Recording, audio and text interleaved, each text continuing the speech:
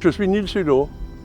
Et là, nous sommes ici dans ma pièce appelée la Couvée, sous-titre Marbre, terre et forêt. Et cela consiste à montrer la réalité de la nature comme je le fais partout où je suis, partout où je travaille ou partout où je réalise une pièce. Je ne suis pas un artiste sculpteur, c'est-à-dire je ne meuble pas dans la nature avec un objet préconçu quelconque, un artefact quelconque. Ma démarche, c'est plutôt de chercher un prétexte qui me permet d'ouvrir les yeux et les cœurs à la réalité de la nature.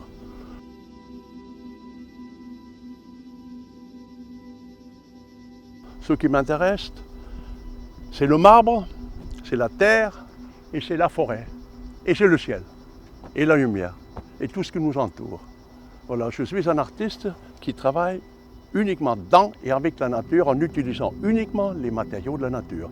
Tout autre matériau est exclu.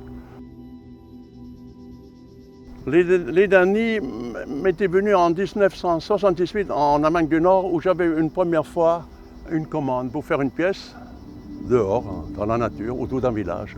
Alors je me suis promené autour du village, dans les forêts, et j'avais ramassé beaucoup de plumes. Et alors je me suis dit, tiens, voilà, beaucoup de plumes, beaucoup d'oiseaux. Je ne sais plus pourquoi, mais maintenant tout de même, voilà, c'était la première fois que j'avais réalisé un très grand nid en 1978, en Amérique du Nord, dans les Landes de Lunebourg. Et depuis, de temps en temps, il m'est arrivé de refaire un autre nid. Mais chaque fois, chaque nid est tout de même une tout à fait nouvelle pièce, puisque j'utilise d'autres matériaux. Le site est tout à fait différent et tout ce qui entoure mon intervention est différent. Donc chaque fois, cela me donne la possibilité de travailler et de montrer des matériaux nouveaux, puisque comme je travaille dans beaucoup de pays, j'ai travaillé dans une quarantaine de pays. Donc partout là où je suis, je tombe sur des phénomènes naturels pour moi nouveaux, je les découvre et je travaille avec. Quand j'arrive quelque part, je n'ai aucune idée préconçue. Mon travail consiste toujours de réagir sur la nature rencontrée. Et je travaille chaque fois sur un site très précis, choisi. Bon, l'idée du nid, c'est une sorte de métaphore de la vie tout court.